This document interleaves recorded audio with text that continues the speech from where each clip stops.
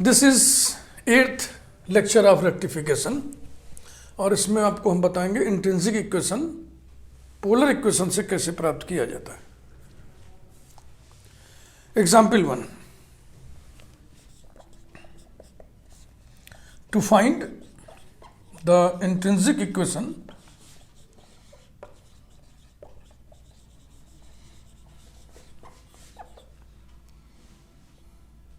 of the cardioid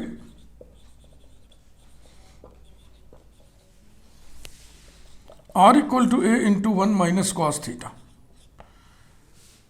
जो लोग इस वीडियो को खोले हुए हैं इस समय पहली बार मेरा वीडियो देख रहे हैं तो ये समझ लें कि ये आपके समझ में कम आएगा। इसके प्रीवियस जो वीडियोस दिए गए हैं रेक्टिफिकेशन के, पहले आप उनको पढ़ लें और उनको ना सही तो कम से कम इसके पहले 3 वीडियोस हैं कार्टेशियन के, कार्टेशियन से इंट्रिंसिक कैसे निकाला जाए उसको तो जरूर देख लें। तो पोलर से इंट्रिंसिक निकालने का तरीका क्या है, r equal to F of theta, ये कर्व का इक्वेशन दिया हुआ है, इक्वेशन ऑफ कर्व। इससे हम फाई निकालेंगे, फिर फाई की मदद से हम साई निकालेंगे। साई की वैल्यू होती है थीटा प्लस फाई और ये थीटा का कोई फंक्शन आ जाएगा। थीटा का फंक्शन मान लीजिए आ गया जी ऑफ थीटा से, नंबर 1। इसके बाद हम जनरल आर्क की लेंथ नापेंगे, S equal to alpha to theta D S upon D theta D theta. यह थीटा का फंक्शन आएगा एच ऑफ थीटा मान लिया। अब इन दोनों के बीच में अगर हम थीटा को एलिमिनेट कर दें तो एस और साई कनेक्ट हो जाएगा। That will be the intrinsic equation. Here alpha is a fixed point, suitable point on the curve. If the curve passes through the pole, then we take alpha equal to 0. यानी then we measure arc length from the pole. समझ बात आ गई? अगर curve पोल से होके जा रहा है तो पोल से हम मेजर करेंगे। यहाँ पे हम 0 लिख देंगे, 0 से थीटा। और अगर पोल से होकर नहीं जा रहा है तो फिर किसी सुटेबल पॉइंट से हम आर्क लेंथ मेजर करेंगे। या तो क्वेश्चन में निर्देशित रहेगा, कमांड रहेगा, दिया रहेगा कि यहाँ से मेजर करिए। जैसे कि एस्ट्रॉइड में हमने 2 क्वेश्चन किया था, एक में आर्क लेंथ कस्प से मेजर किया गया था, एक में आर्क लेंथ वर्टेक्स से मेजर किया गया था। दोनों में ही इंट्रिंसिक इक्वेशन अलग अलग आए थे। तो कॉन्सेप्ट ये क्लियर हुआ कि इस फिक्स्ड पॉइंट को चेंज करने से इंट्रिंसिक इक्वेशन चेंज हो जाता है। आइए इसको देखें, इसके बारे में हमें क्या क्या जानकारी है। माइनस वाला है, ये इनिशियल लाइन के अबाउट सिमेट्रिकल होता है। पोल पर टेंजेंट थीटा इक्वल टू 0 होता है। बस इससे अधिक जानकारी क्या है। पोल से होकर जाता है ये, तो पोल से ही हम मेजर करेंगे। एक जनरल पॉइंट हमने ले लिया पी आर थीटा, तो ये जनरल आर्क हो गया। देखो आर्क लेंथ जनरल लेने के लिए जनरल पॉइंट तो ले लिए हम, लेकिन अब कौन सी लेंथ लें, तो कोई एक फिक्स्ड पॉइंट हमें कर्व पर लेना पड़ेगा, वहीं से मेजर करते हैं ना भाई। किसी पॉइंट की दूरी नापनी है तो कहीं से नापोगे ना, तो फिक्स्ड पॉइंट होना चाहिए। सूटेबल फिक्स्ड पॉइंट वर्ड लिखते हैं जो सूट करे।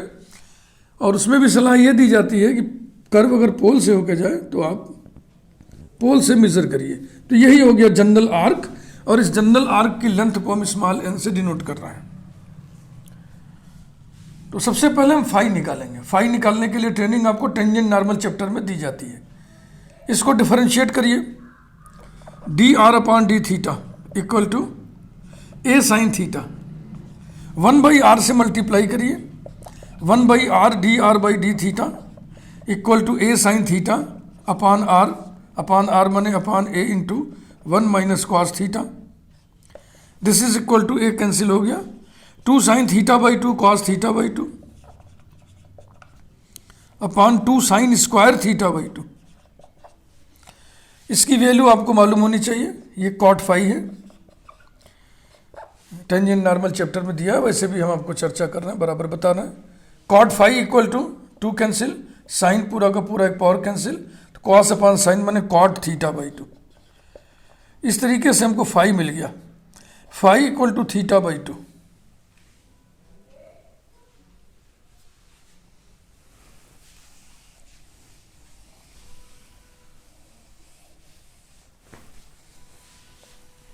Now psi equal to theta plus phi, psi की ये वैल्यू लेने से हमें साई मिल जाएगा equal to theta plus phi की वैल्यू है theta by two equal to 3 theta by two. Number 1, since the curve passes through the pole,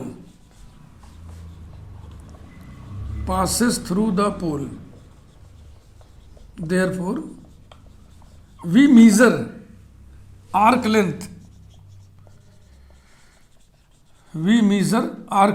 general arc length of general arc, we measure arc length from the fixed point pole O00.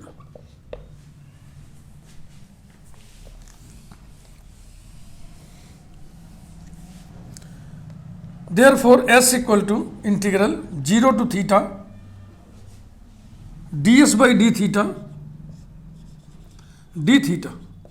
Equal to integral 0 to theta ds by D theta की value होती है r square plus d are by D theta whole square d theta equal to integral 0 to theta under root r square माने r की value रख दो a square into 1 minus cos theta whole square plus d are by D theta का square माने a square sine square theta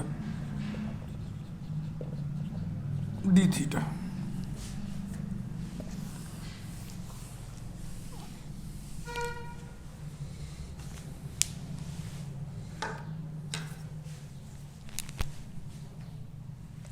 equals to A integral 0 to theta under root 1 plus cos square theta minus 2 cos theta plus sine square theta D theta. तो ये और ये मिलके 1 हो जाएगा, ये 1 2 हो जाएगा equal to A integral 0 to theta under radical 2 minus 2 cos theta D theta equals to A integral 0 to theta under root 2 into 1 minus cos theta. सारे स्टेप्स में कर दे रहा हूँ equal to A integral 0 to theta under radical 2 into 2 sine square theta by 2 D theta equal to ये कुल आ जाएगा 2 sine theta by 2, तो 2a sine theta by 2 2a integral 0 to theta sine theta by 2 D theta. ये रहा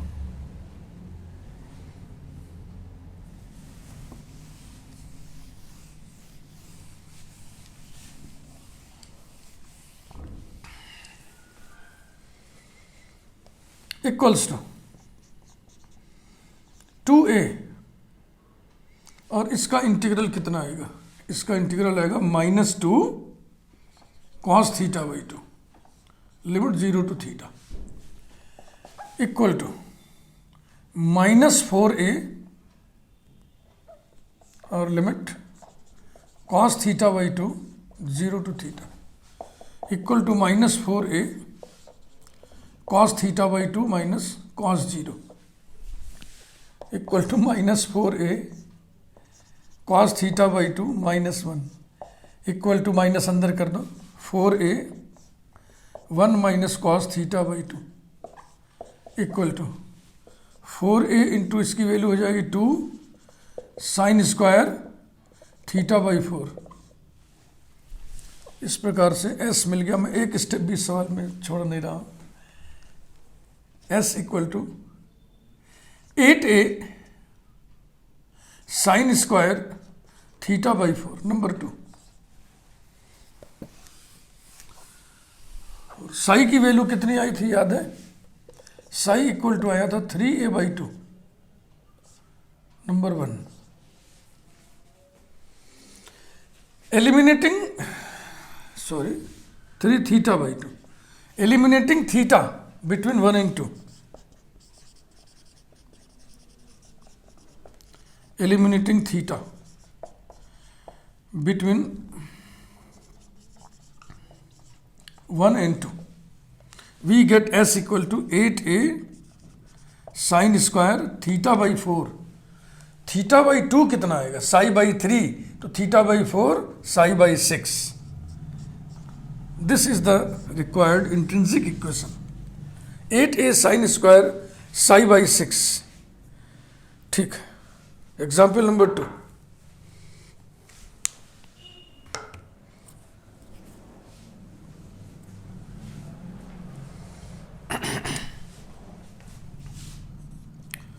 Example 2. To find the intrinsic equation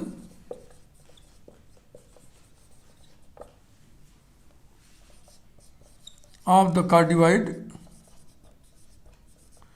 r equal to a into 1 plus cos theta.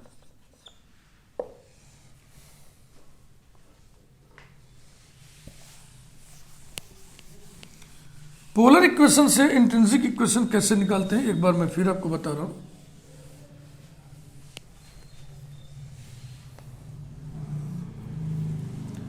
To find intrinsic equation from polar equation,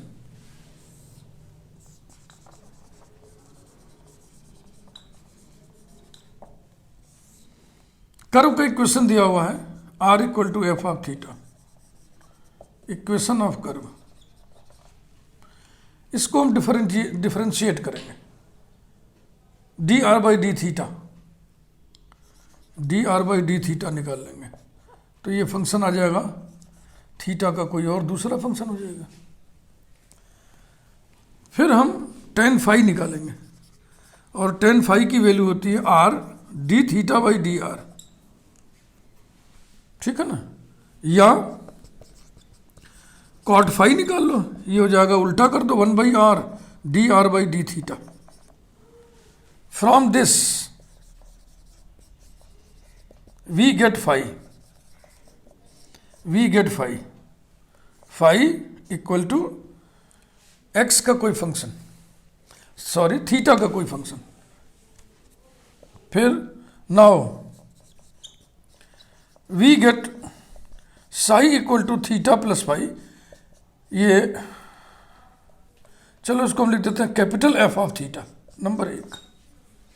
इस तरह से साई की value theta के रूप में आएगा. ये सब जो निकाल रहे हो बाईं तरफ की क्वांटिटी सब थीटा के रूप में आएगा ना, तो साई का मान भी थीटा के रूप में आएगा, यानी थीटा का कोई फंक्शन होगा. हमने मान लिया capital F of theta.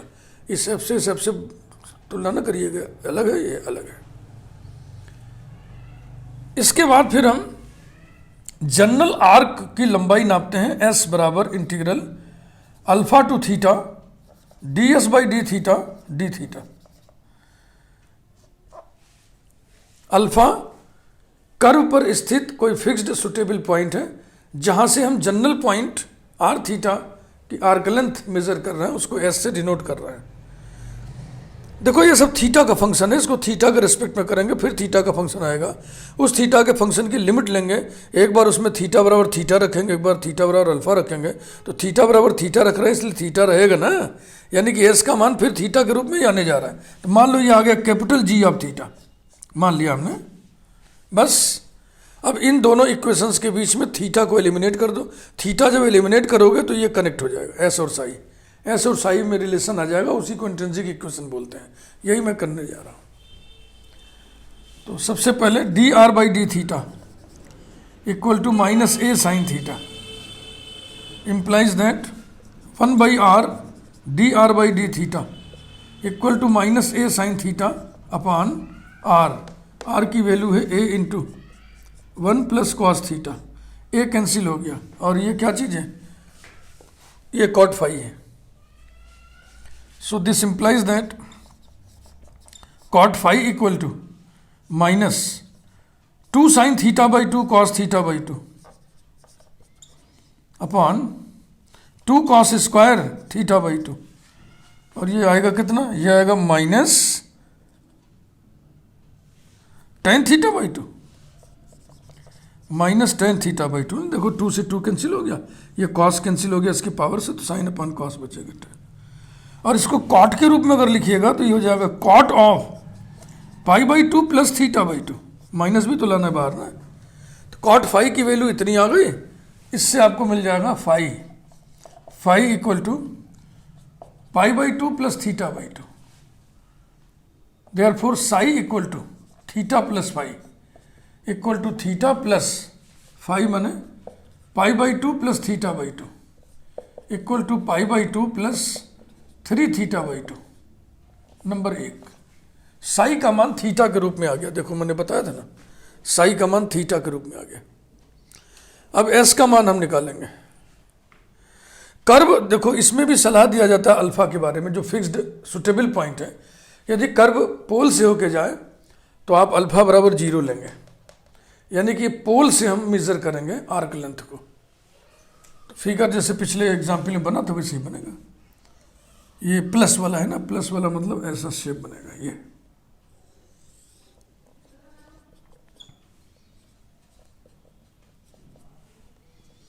Theta equal to pi is the pole at is the tangent at पोल।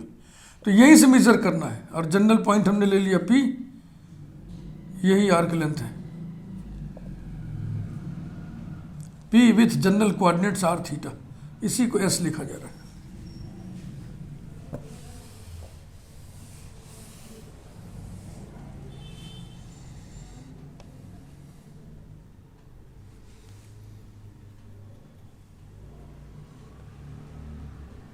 थोड़ा इस चित्र को और बड़ा बनाएंगे, कुछ बातें को हम स्पष्ट करेंगे। जरा ध्यान से देखिए।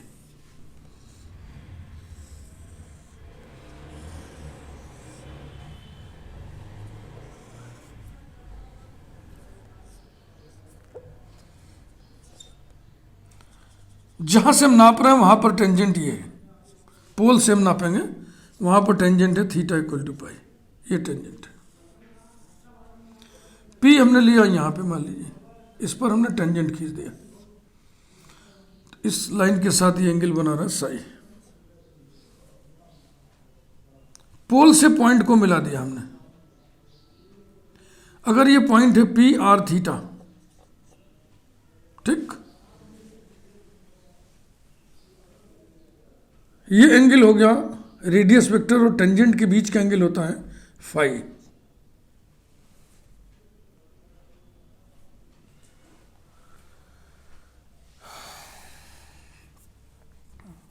बहुत दिक्कत हो रही, जाने दीजिए, इस काम को आगे बढ़ाते हैं। Since the curve passes through the origin, therefore we measure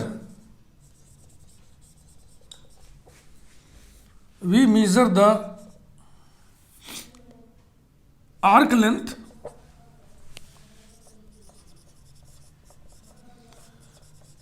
from the fixed point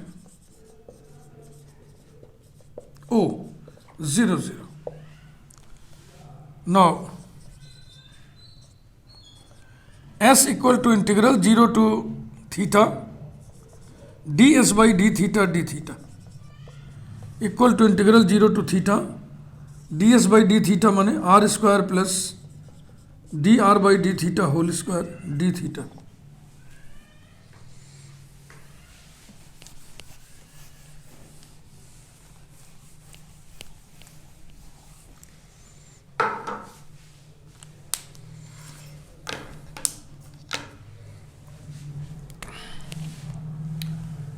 implies that s equal to integral 0 to theta under root r square माने a square into 1 plus cos theta whole square plus d are by D theta कितना आया था, minus a sine theta, लेकिन इसका square करेंगे तो हो जाएगा a square sine square theta D theta.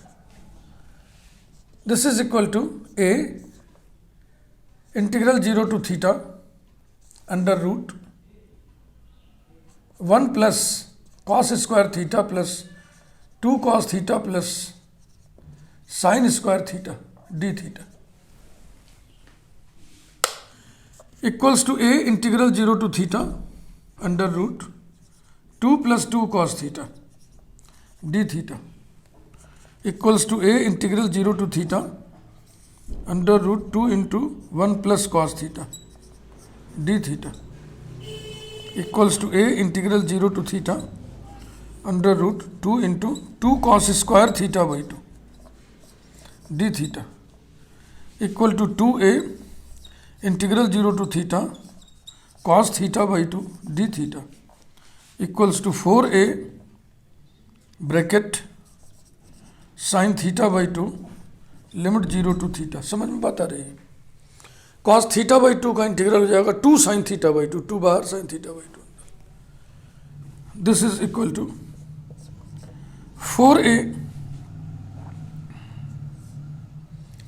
Sine theta by 2 minus sine 0 0।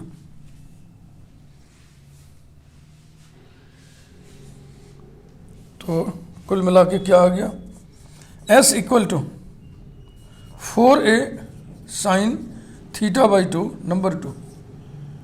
अब नंबर 1 नंबर 2 के बीच में आप थीटा को एलिमिनेट करना है, थीटा को एलिमिनेट करना है।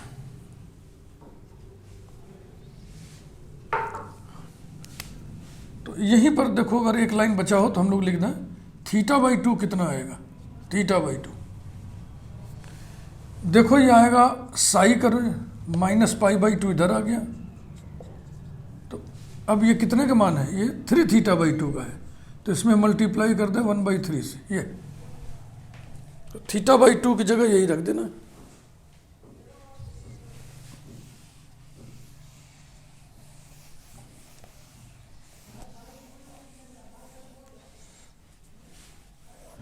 Eliminating theta,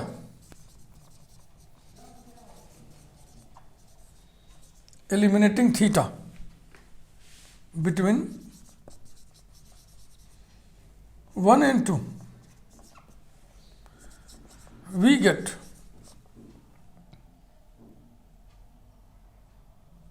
s equal to 4a sin theta by 2 की वैल्यू ये लिखी हुई है, psi by 3 minus pi by 6।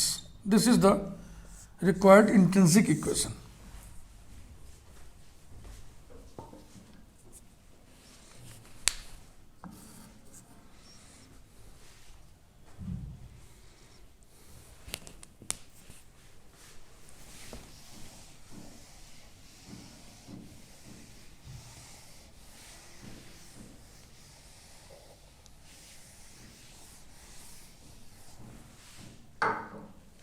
Note,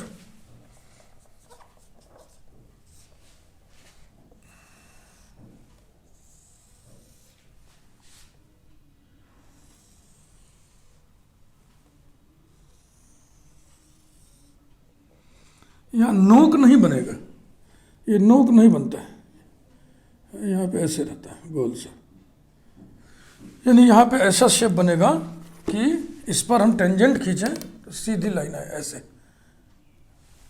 parallel to y axis line आना चाहिए। और बड़ा खेल दे,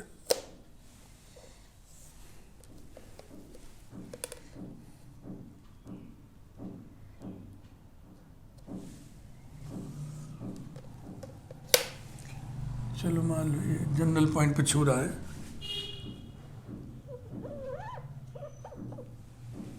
ये जनरल पॉइंट हमने लिया और हम आर्क लेंथ यहां से न मेजर करके इसको वर्टेक्स बोलते हैं, वर्टेक्स से मेजर करने जा रहे हैं। ए ये है पी, अभी इसको बनाना नहीं चाह रहा था।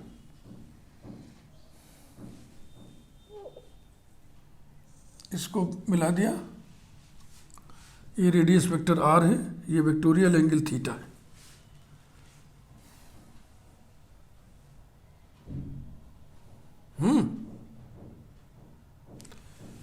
टेंजेंट और रेडियस वेक्टर के बीच में जो एंगल बनता है उसी को फाई लिखते हैं। तो इस ट्रायंगल को देखो गौर से, ये जो बहिष्कोण है एक्सटीरियर एंगल, ये अंदर के सामने के दो इंटीरियर एंगल के सम के बराबर होता है। तो ये एंगल हो गया थीटा प्लस फाई। अब यदि हम वर्टेक्स पर जो टेंजेंट खींचा गया है और जनरल पॉइंट पर जो टेंजेंट खींचा गया है, इन दोनों टेंजेंट के बीच के एंगल को साई ले लें, साई ले लें, ये एंगल इक्वल होंगे ना, आमने सामने कोण है। तो साई की वैल्यू कैसे निकलेगी? साई मतलब यही तो है साई, यही साई है, ये 90 डिग्री है और ये हमको मालूम हो जाएगा, पाई में से इसको घटा देंगे। तो ऐसा करने से ये जो खड़ूस सा इक्वेशन है, बहुत सिंपल से इक्वेशन आ जाएगा।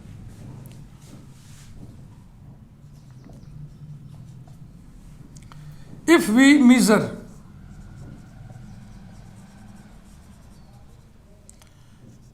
arc length from the vertex capital A, and if we take psi as the angle between tangents at A and P general point r theta, then as shown in the figure,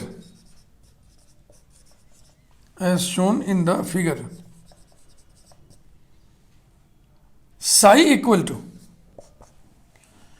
देखो ये अकेले 90 degree है तो इन दोनों का सम 90 degree होगा, तो ये क्या होगा 90 डिग्री माइनस दिस एंगल, यानी π/2 माइनस दिस एंगल, ये जो हमने डॉट बना रखा है, और ये बराबर क्या होगा π/2 माइनस ब्रैकेट, और ये डॉट एंगल कितने के बराबर होगा, ये पूरा पाई है ना, पाई में से बाहर वाले घटा दो तो हो जाएगा pi minus theta plus pi equal to π/2 minus pi plus theta plus pi equal to theta plus pi minus π/2।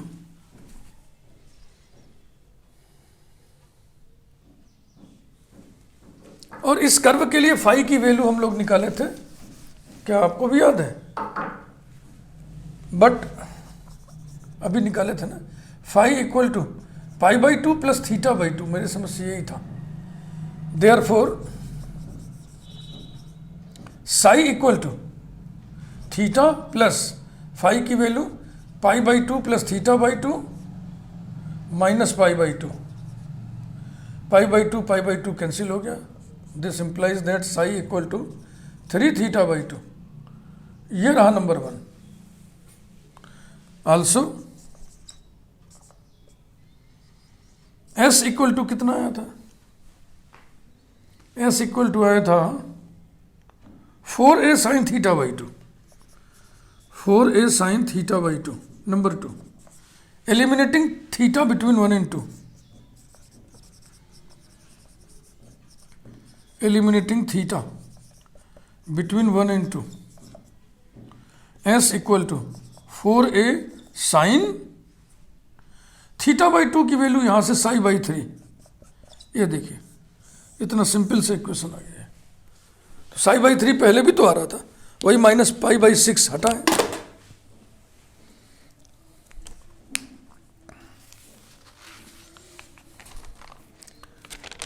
एक बार फिर मैं उस बात को रिपीट कर दूं, ये साई के मेजरमेंट में हेर फेर करने से, यानी कि किस पॉइंट से हमको मेजर करना है वहाँ हेर फेर करने से इंट्रिंसिक इक्वेशन बदल जाता है। तो स्टैंडर्ड इंट्रिंसिक इक्वेशन क्या होता है ये सब पता है सबको।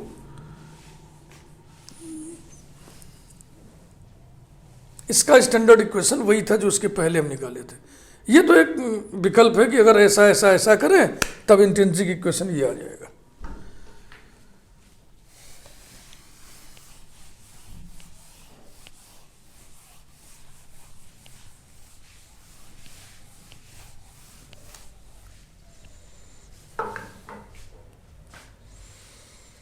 ये सिलसिला अभी चलेगा। ये मैंने आपको अभी ट्रेनिंग दिया कि पोलर इक्वेशन मालूम हो तो इंट्रिंसिक इक्वेशन कैसे निकालेंगे।